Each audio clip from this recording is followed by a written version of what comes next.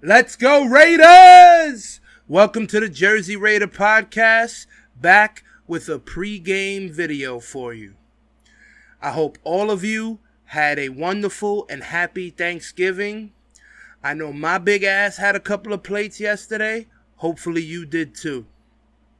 Now guys, me personally, I was just happy that we got to sweep the donkeys and enjoy this holiday with a W. This week, a much bigger test, and one that I'm actually hoping to see. Now let's get started. Hey, we got a great opportunity today to stop talking about how close we are. Yeah. Let's go out there and make it happen. I'm not waiting on somebody else to make a play. You do it. All day. You're going to get everything I got. Give me all you got. Let's win. Win on three. 1, 2, 3.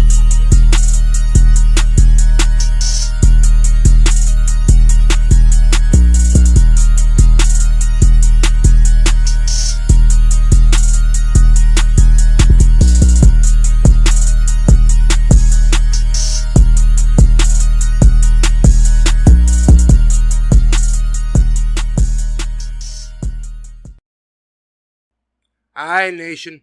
This Sunday, our Raiders roll into Seattle and take on the 6-4 Seattle Seahawks at Lumen Field Stadium.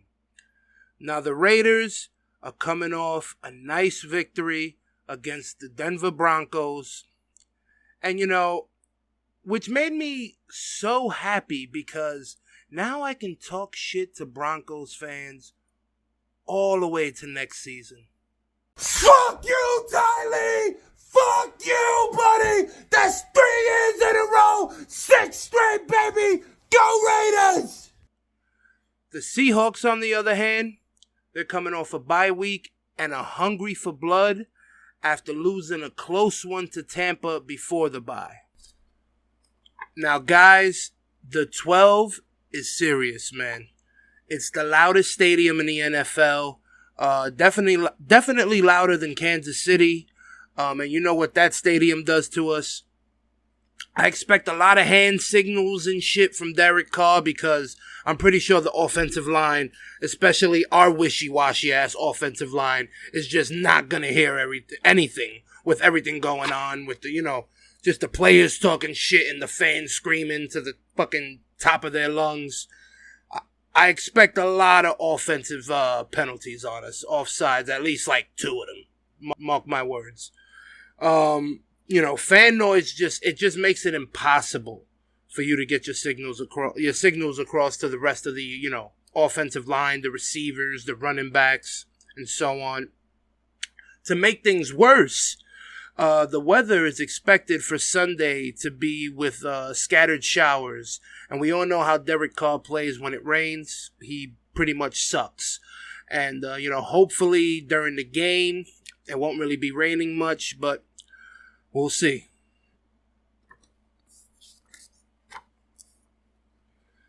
Now, if you look at the people that got to perform for us, it's the usual suspects.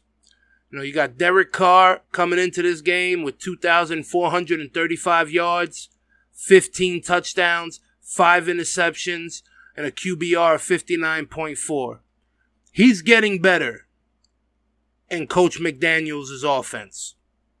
I will say that, especially the past 3 weeks. But in each game, you're still seeing him miss, good looks, or, just not even seeing it. He's not getting past his first read. Now, I will, credit some of that to the fact that the plays Josh McDaniels are calling are taking longer for people to get open. But at the same time, Derek's a veteran. He's got to make better decisions and, keep the offense going. Josh Jacobs, he's coming into this game with 930 yards on 183 rushes, 7 touchdowns, 5.1 average. This guy is the MVP of our team. At least our offense. Let me put it that way. He's definitely the MVP of the offense. He has to get going this game because, like I said, if it is going to be raining, we need him to pound the rock and to pound the rock the way he has been doing in the games we've won this season. And, it's got to get started early with him, that's for sure. Now, going to Devontae Adams. Listen, this guy has been money this whole season when he gets the ball. Like I said in a previous episode, I'm most confident when he has the ball in his hands. When number 17 is catching that shit and he's, missing tackles and all this shit, he's just amazing. He's just amazing. 64 receptions, 925 yards, 10 touchdowns, 14.5 average. As advertised with him. And as far as the defense, there's only one name. Only one name to say on the defense. Let's be clear, let's be honest about that. That's Max fucking Crosby right there. The baddest white man in the NFL. All right. 42 solo tackles, 9 sacks, 2 forced fumbles. And like I said, man, this guy is the Ford F-150 of defensive ends. He's just a fucking machine. His motor never stops running. He's got a Hemi in it. Just thank God for him because he's literally our whole defense, at least this year. Now let's take a look at the Seahawks here. They're coming in with a 6-4 record. They're 6th in points, 20th in points allowed. And I believe they're 13th in passing, 13th in rushing in the league so far. Very balanced offense. 227 pass yard average per game and 124.3 rush yard average per game. Very efficient offense. A lot of that is due to Geno Smith and the way he's just been running the entire offense, along with Pete Carroll as well this year. Don't get it twisted. They got a serious defense. Even though they're, 20th in points allowed, they play very hard football, man. They got Tariq Woolen, Kobe Bryant as a standout rookies this year. They still got Jamal Adams, who's a stud, a dog on the field with the 87 Pro Football Focus grade. They got Shelby Harris, and don't forget they got our boy Tanner Muse on the defensive side. So we definitely can't sleep on them. The defense is 5th in turnovers, and they're tied for 1st with 10 forced fumbles on the season. And if it's gonna rain this week, Josh Jacobs, Devontae, especially Mac, you better hold on to that fucking ball because they're going to be looking to knock that shit out every single play. Now, the Seahawks to watch out for on the offensive side, starting off with Geno Smith, who this season, let's be honest, it's the best season of his entire career. Nobody expected this to happen. Everybody pretty much wrote this guy off, but he's proven that, he's still got a lot left in the tank and that he probably didn't really show you everything he had before. He's got an 85.9 Pro Football Focus grade. He's ranked 5th out of 39 eligible quarterbacks for Pro Football Focus. He's got an 81.4 run grade for a quarterback, so very good. 72.8 completion percentage. He's leading the NFL with that. 2,474 yards. 17 TDs, 4 interceptions, a 67.2 QBR, and a 108 rating. Like I said, definitely the best season of his career, and right now, let's be honest, he's the most efficient quarterback in the NFL. Running the ball lately for them, Kenneth Walker III, he's been killing it. 71.1 Pro Football Focus grade. He's got 587 rush yards on 121 rushes, 4.9 average, 7 touchdowns, and 29 first downs. DK Metcalf, he's a monster. I mean, we really got to focus on this guy because if not, he could just seriously bully our entire fucking secondary this Sunday. 77.8 Pro Football Focus grade. He's ranked 16th out of 119 eligible wide receivers. He's got 48 receptions on the year, 581 yards, 4 touchdowns. Now, like I said, on the defensive side of the ball, they got some nice rookies this year, man. And I'm talking about Tariq Woolen, and I'm talking about Kobe Bryant. Tariq Woolen, he's got a 70.1 Pro Football Focus grade, 28 solo tackles, and 5 interceptions on the year, with 9 passes broken up. And, you know, standing at 6'4", 210 pounds, he's going to be going up against Devontae Adams. That's going to be a matchup to watch the whole game. I want to see how Devontae performs with a much bigger cornerback who actually has, you know, better speed than he does. Kobe Bryant, he's got a four forced fumbles on the season. 67 PFF grade, 34 solo tackles, and 2 passes broken up.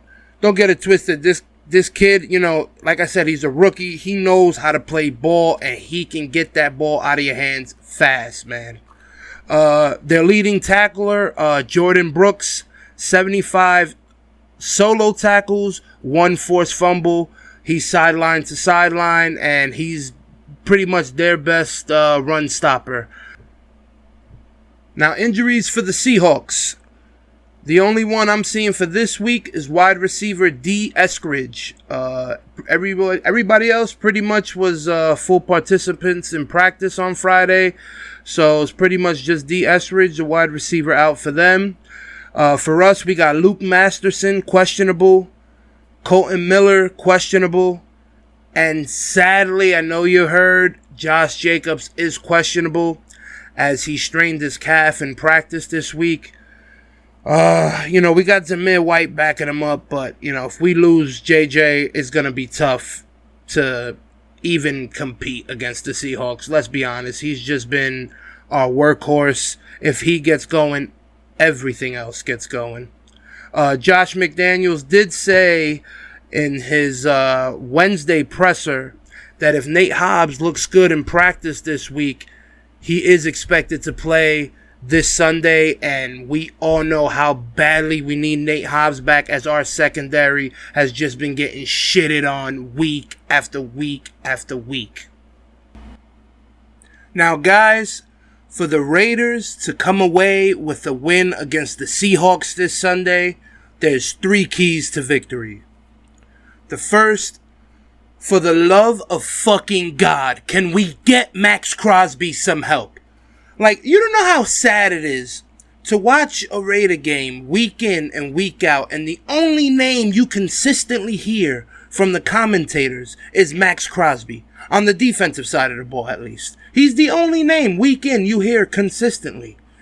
You know, and I just wish we gave him a little bit of help. I mean, understand, we're dead last in sacks this season with 13.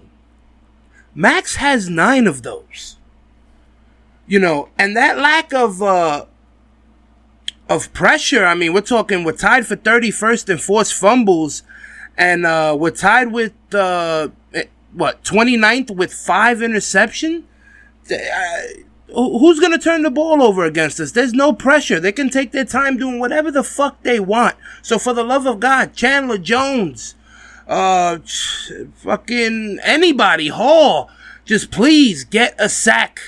Get help, put some pressure on the quarterback so Max is not the only one doing everything. And the fact that he's getting so much pressure on the quarterback and nobody else can get through and touch him, it just shows how the rest of our defense truly sucks this season, man. And I'll keep saying it, we fucked up getting rid of Yannick Ngakoue, because he could have really been helping us this season. My second key to victory, Josh McDaniels. He has to call a balanced offense, just like he did against Denver. Running is a law in Seattle, especially when it's going to be raining, but we must see the play action. We got to see the routes start opening up sooner. You know, and just to see, you know, let me tell you something. If we lose this game competitively, I think it'll be okay. If we lose this game by a blowout, Raider Nation, the part that hates you, they're going to hate you more. And the part that was saying, you know what, let's give this guy a chance, they're going to fucking start hating you now. Especially after all the hope you gave us last week with Denver. Lastly, we gotta stop the run. And listen, I'm not just talking about Kenneth Walker, who is a workhorse for them himself. Don't get me wrong, he's also a workhorse. I'm talking about containing Geno Smith and not letting him run around all over us just like Kyler Murray did earlier in the season. If he gets loose and he gasses our defense, then you're going to see why he's such an efficient quarterback this season. And our secondary, let's be honest, they're already giving up historically bad ratings to quarterback. Good ratings to quarterback. I think we're averaging 107. The record's 105 with Mahomes. And, I don't want the most efficient and accurate quarterback in the league this season just being able to do whatever the fuck he wants. Sorry for my lisp again. Whatever the fuck he wants with our secondary. Now look, nation. This game is going to be tough. It's going to be gritty and it's going to be ugly. And if we do end up losing, I really just hope it's competitive. But fuck losing. I'm trying to go into Seattle and roast them birds like I'm running Thanksgiving back. Once again, I'm your boy, Jersey Raider Hank. Please like the video. Talk your shit in the comments. Look out for future videos, especially the Seattle post game. Now that's all the silver and black chat you're going to get from me today. I'll see you next time, nation. Peace. Hey, we got a great opportunity today to stop talking about how close we are. Yeah. Let's go out there and make it happen. I'm not waiting on somebody else to make a play. You do it. All day. You're going to get everything I got. Give me all you got. Let's win. Win on 3. 1, 2, 3.